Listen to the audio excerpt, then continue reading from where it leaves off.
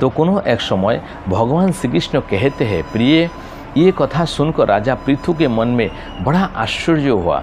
उन्होंने भक्तिपूर्वक देवर्षि नारद का पूजन करने के पश्चात उन्हें विदा किया। इसलिए वनस्पतियों में तुलसी, महीनों में कार्तिक, तिथियों में एकादशी तथा पुण्य क्षेत्रों में द्वारकापुरी मुझे विशेष प्रिय है। जो अपनी इंद्रियों को संयम में रखकर इन सब का सेवन करता है वो मुझे बहुत ही प्रिय होता है। यज्ञ आदि के द्वारा भी कोई भी मेरा ऐसा प्रिय नहीं हो सकता जैसा कि पूर्वोक्त चारों के सेवन से होता है। सत्यभामा बोली, नाथ, आपने मुझे जो कथा सुनाई है वो बड़ी ही आश्चर्य में डालने वाली है, क्योंकि कलहा दूसरे के दिए हुए पुण्य से भी मुक्ति पा गई। प्रभु, जो दूसरे का किया हुआ पुण्य वो उसके देने से तो मिल जाता है, किंतु बिना दिया हुआ पुण्य मनुष्य किस मार्ग से पा सकते हैं? भगवान श्री कृष्ण ने कहा, प्रिय, सत्ययुग, त्रेता और दापर में देश, ग्राम और कुल भी मनुष्य के किए हुए पुण्य और पाप के भागी होते हैं, परंतु कलियुग में केवल कर्ता को ही पुण्य और पाप का फल भोगना पड़ता है। पढ़ाने से, यज्ञ कराने से अथवा एक पंक्ति में बैठकर भोजन करने से भी मनुष्य दूसरों के पुण्य और पाप का चौथाई भाग परोक्ष रूप में पा लेता है। एक आसन पर बैठने, एक सवारी पर चलने, श्वास का स्पर्श होने और परस्पर अंग सट जाने से भी निश्चय ही पुण्य पाप के छठे अंश का भागी होना पड़ता है। स्पर्श करने से, बातचीत करने से तथा दूसरे की स्तुति करने से भी मानव पुण्य पाप के दशमांश को ग्रहण करता है। देखने से, नाम सुनने से तथा मन के द्वारा चिंतन करने से दूसरे के पुण्य पाप का शतांश भाव प्राप्त होता है।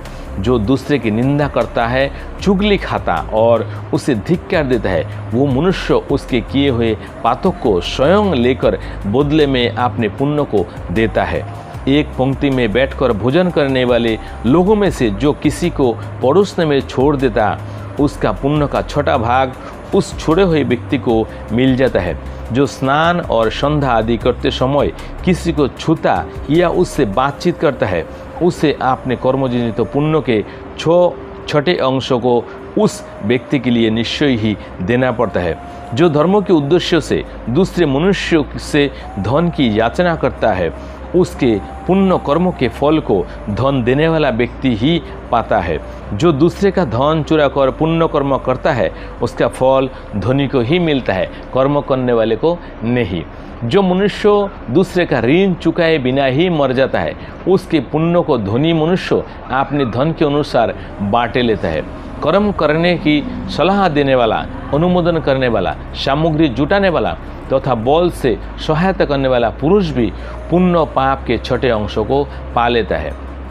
राजा अपनी प्रजा से, गुरु शिष्य से, पति अपनी पत्नी से तथा पिता अपनी पुत्र से उसके पुण्य का छठा अंश प्राप्त करता है। स्त्री भी यदि सदा अपने पति के मन के अनुसार चले और सदा उसे संतोष देने वाली हो, तो वो पति के पुण्य का आधा भाग प्राप्त करती है। स्वयं धन देकर अपने नौकर या पुत्र के अतिरिक्त किसी भी दूसरे के हाथ से दान करने से पुरुष के पुण्य कर्मों के छठे भाग को कर्ता ले लेता है।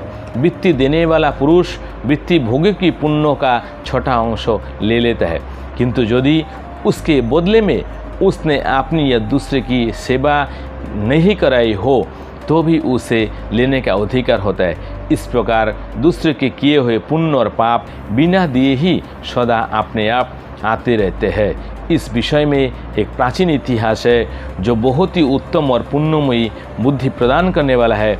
उसे सुनो। उसे मैंने पहले ही आपको बता दिया था और अभी मैंने जो भगवान श्री कृष्ण ने जो शास्त्र में लिखा है वही सब बताया है। आज यही समाप्त करते हैं और दूसरा दिन आएंगे और कोई एक टॉपिक के साथ। तब तक के लिए आप अच्छा रहिए, खुश रहिए। हरे कृष्ण, राधे राधे।